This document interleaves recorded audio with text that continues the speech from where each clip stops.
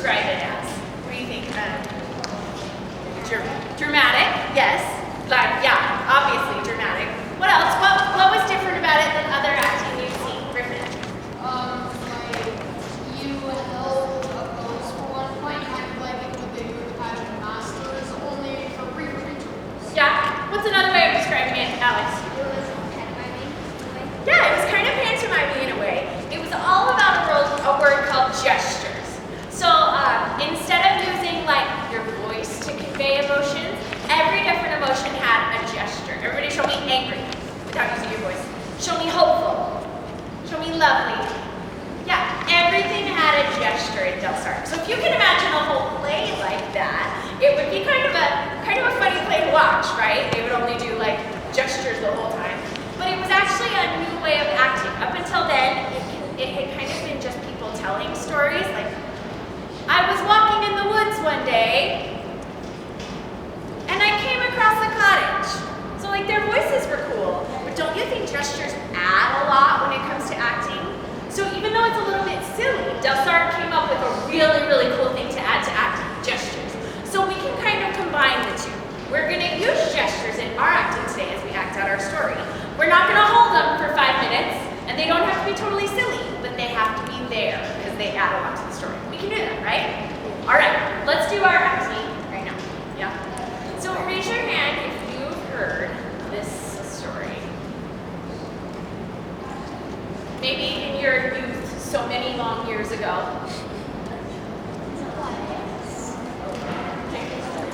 So we are going to have a Halloween party towards the end of this month, the last Tuesday before Halloween, whatever it is.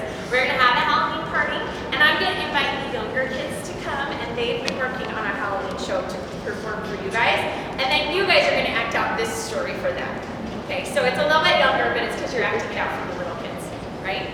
So you guys have to be really creative, because in the story, there's only a few speaking characters. And I'm going to assign the speaking characters right now. All right, raise your hand if you have a very loud voice, louder than this melody, okay? Yeah. And you like to be very dramatic. All right, Zach, come on up. And Callie, come on up. And Olivia, come on up. Okay. Zach, you're going to be narrator number 1, narrator number 2. If you want to, narrator number 2. Okay, stay here for now. Okay. All right, now I need the little boy named Max. Dylan, do you need Max? Okay, you're going to stand right here. And I need Max's mother. Oh, boys put their hands down. I don't care if I'm here. MJ would be Max's mother. Okay. Would be Max's mother. That would be funny. Okay, now the rest of us.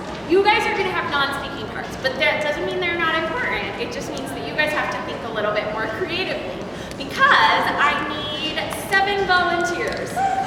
Okay, let's do 1, 2, 3, 4, 5, 6, 7. You guys are going to make a forest. Okay, with your bodies. You can add sound effects. It could be like the wind or the crickets. Okay, and you have to all work together. So decide together who's going to be a tree, who's going to be like the grass on the floor, who's going to be a vine, the grass. Okay, all right. All right, I need another 7 volunteers. 1, 2, 3, 4, 5, 6, 7. You guys are going to be the ocean. Okay?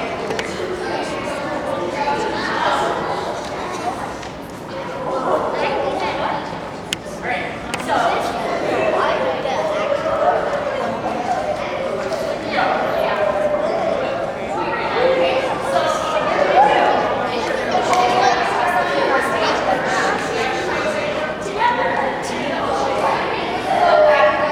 Now, I need 4 volunteers.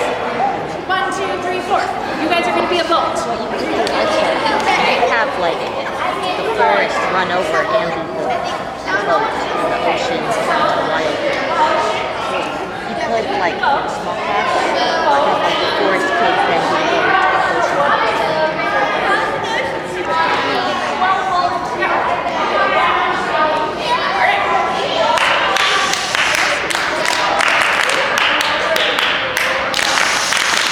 Ocean.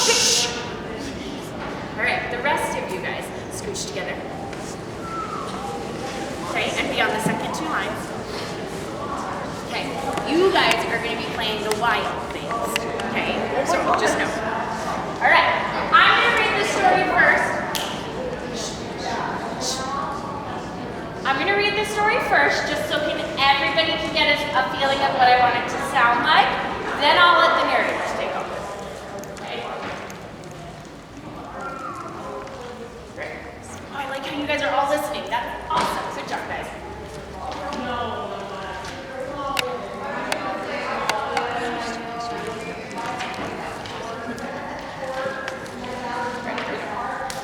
The night that Max wore his wolf suit, so made like wolf ears, and made mischief of one kind or another, she'll be making mischief. His mother called him, you're going to point out and say, wild thing. Oh, you got to be loud. Wild thing. Very good. And Max, you're going to say, I'll eat you up. I'll eat you up. So he was sent to bed without eating anything. So Max, you're going to go to bed right here.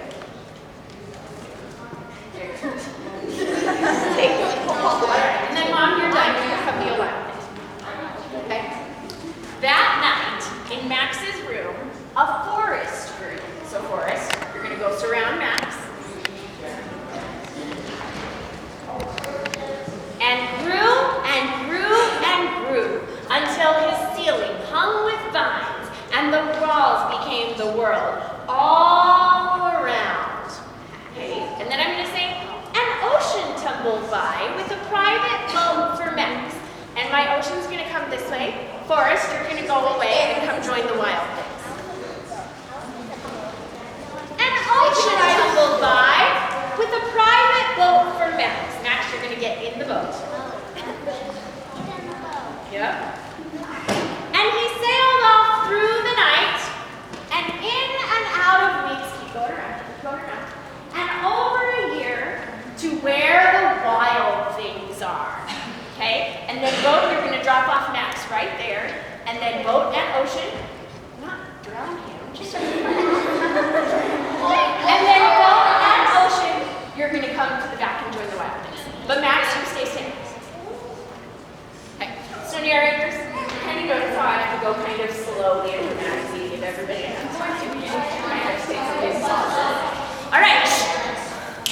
Everyone, when I say, and dropped him off where the wild things are, you're not going to make any noise, but you're going to stand up and you're going to show me like your wild thing pose is ready to go. Okay, now wild things in the front, I need you to be down low. If you're in the middle, wild things, I need you to be kind of like hunched over. And then wild things in the back, you're the tallest one. Very good. And freeze. Very good. Going on. And when you come to the place where the wild things are, they roar their terrible roar. And gnash their terrible teeth. And roll their terrible eyes. And show their terrible claws. Till Max said, and Max, you're going to tell him, be still. And then it's going to be like you guys are hypnotized. Okay? And then you're going to go across the room and look all of them in the eye. And he tamed them with the magic trick of staring into all their yellow eyes without blinking once. And they were frightened and called him the most wild thing of all and made him king of all wild things. Good. Good. You like the acting. I like the acting. Very good. Right? And then Max, you're going to say, and now, cried Max, you're going to say, let the wild rumpus start. Let the wild rumpus start. Okay, and then we all have a party. Everybody stand up. Actually, Great. Then Max says, now stop. Max said, and sent the wild things off to bed without their supper. So wild things, I want you to sit down and count. But Max, king of all, how excited. But Max, king of all wild things, was lonely and wanted to be where someone loved him best of all. Then, from all around, from far away across the world, he smelled good things to eat. But the wild things cried. Okay, now, and Max gave up being king of where the wild things are. But the wild things cried. This is your one line. Oh, please don't go. We'll eat you up. We love you so. Ready? Oh, please don't go. We'll eat you up. We love you so. Good. Okay. And the wild, oh, and Max said no. No. The wild things roared their terrible roar. Stand up and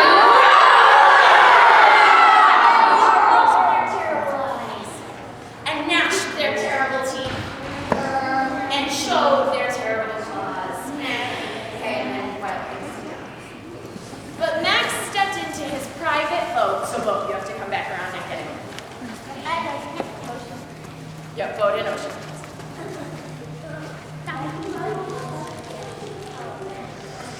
Watch out, watch out.